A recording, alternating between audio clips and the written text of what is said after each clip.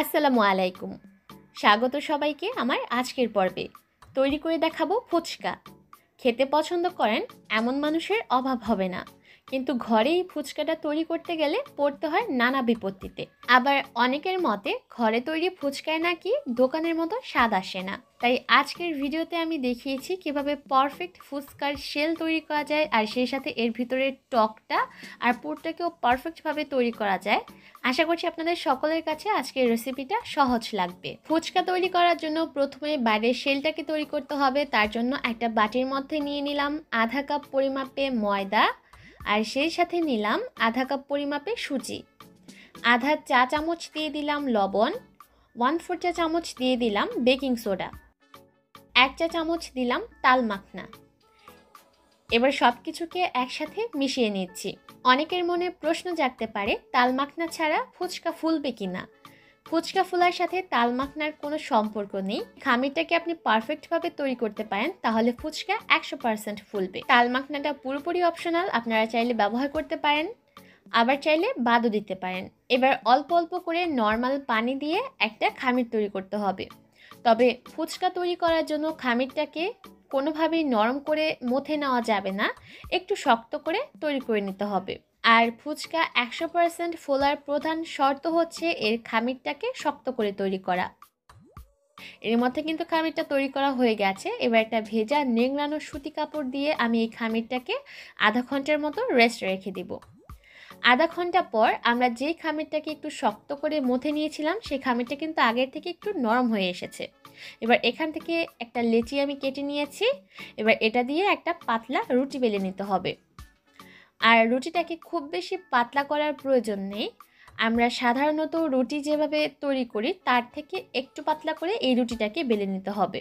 আর যেহেতু আমরা খামিরটাকে একটু শক্ত করে তৈরি করে নিয়েছি, তাই এটাকে কিন্তু ঘুরিয়ে ঘুরিয়ে বেলা যাবে না, একটু উল্টে পাল্টে বেলে নিতে হবে। এর মধ্যে কিন্তু পাতলা করে একটা রুটি বেলে নেওয়া হয়ে গেছে। এবার ফুচকাগুলো কেটে নেওয়ার পালা। আমি একটা গোল ছাঁচের সাহায্যে কেটে নিচ্ছি। আপনারা চাইলে গোল যে কোনো কিছু ব্যবহার করেই ফুচকাগুলো কেটে নিতে পারেন। আমি এখানে ছোট সাইজের করে রুটিটাকে বেলে নিয়েছি। আপনারা চাইলে একেবারে বড় করে একটা রুটি বেলে নিয়ে তারপরও কিন্তু এই ফুচকাগুলোকে কেটে নিতে পারবেন, এতে করে কাজটা আরও সুবিধা হবে। এবার এক্সট্রা যে অংশগুলো আছে লেচির, সেগুলোকে তুলে নিচ্ছি, আর এগুলো দিয়ে পরবর্তীতে আবার ফুচকা তৈরি করে নিব। আর এই তৈরি করে নেওয়া ফুচকাগুলোকে আমি একটা ট্রের মধ্যে নিয়ে নিচ্ছি। ফুচকা কেটেই সাথে সাথে ভাজতে যাবেন না, তাহলে কিন্তু ফুচকা ভাজার সময় ভালো রেজাল্ট পাবেন না। যদি ফুচকাগুলোকে কেটে কিছুক্ষণের জন্য রেস্টে রেখে দেন, তাহলে দেখবেন ফুচকাগুলো খুব সুন্দরভাবে ফুলে উঠবে। আমি আবারও একটা ভেজা নিংড়ানো কাপড় দিয়ে এই ফুচকাগুলোকে ঢেকে রাখছি, যাতে উপরের অংশ ড্রাই না হয়ে যায়। এবার চুলায় পর্যাপ্ত পরিমাণ তেল খুব ভালোভাবে গরম করে নিয়েছি। আর ফুচকা ফোলার প্রধান শর্ত হচ্ছে তেলটাকে অনেক বেশি গরম হতে হবে, ধোয়া ওঠা গরম যেটাকে বলে। এবার একে একে ফুচকাগুলোকে তেলে ছাড়তে হবে। আর তেলে ছাড়ার সাথে সাথেই দেখবেন ফুচকাগুলো কিন্তু নিজে থেকেই ফুলে উঠছে। অনেক ফুচকা থাকবে যেগুলো একটু ঘাড়তেরা, সেগুলোকে হাজার চেষ্টা করলেও আপনি কিন্তু ফুলাতে পারবেন না।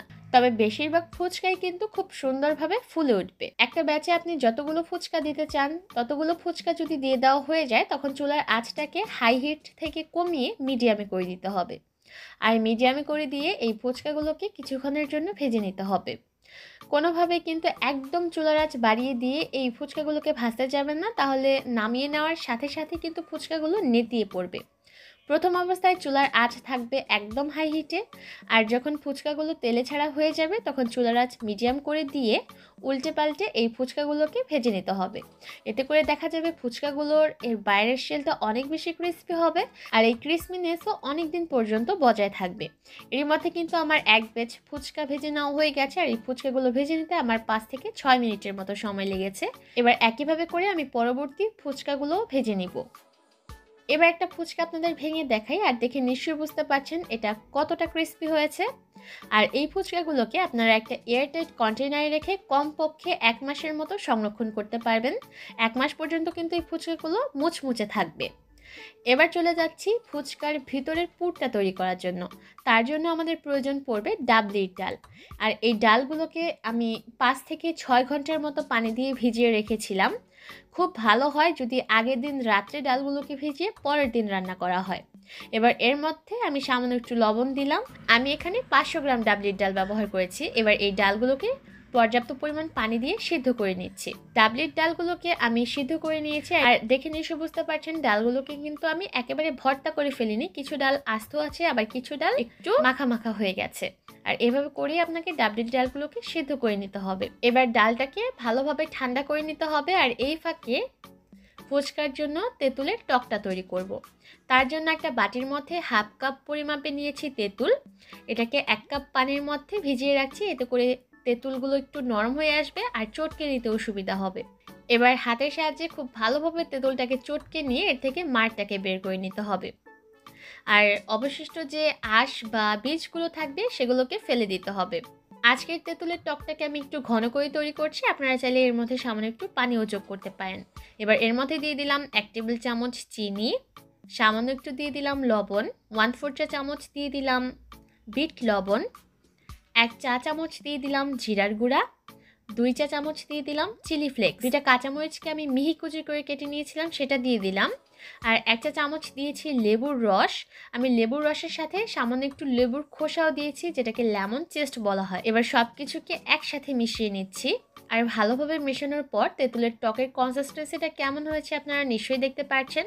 আপনারা যদি এটাকে আরও একটু পাতলা করতে চান সেক্ষেত্রে এর মধ্যে সামান্য একটু পানি যোগ করতে পারবেন। আমি রান্না করে নেওয়া ডাবলির ডালের থেকে 2 কাপ পরিমাপে ডাল এখানে নিয়ে নিয়েছি, আর ডালটা কিন্তু ভালোভাবে ঠান্ডা হয়ে গেছে। এবার এর মধ্যে দিয়ে দিলাম আধা কাপ পরিমাপে কুচি করে নেওয়া পেঁয়াজ, 1 টেবিল চামচ দিয়ে দিলাম কাঁচামরিচ কুচি, ধনিয়া পাতা কুচি দিয়ে দিলাম 2 টেবিল চামচ, 2 চা চামচ দিলাম চিলি ফ্লেক্স, আধা টেবিল চামচ দিয়ে দিলাম চটপটি মশলা। আর এই মশলাটা কিভাবে ঘরে তৈরি করবেন তার একটা ভিডিও আমার চ্যানেলে অলরেডি আছে, আমি ডেসক্রিপশন বক্সে লিঙ্কটা দিয়ে দিব, আপনারা চাইলে দেখে নিতে পারবেন।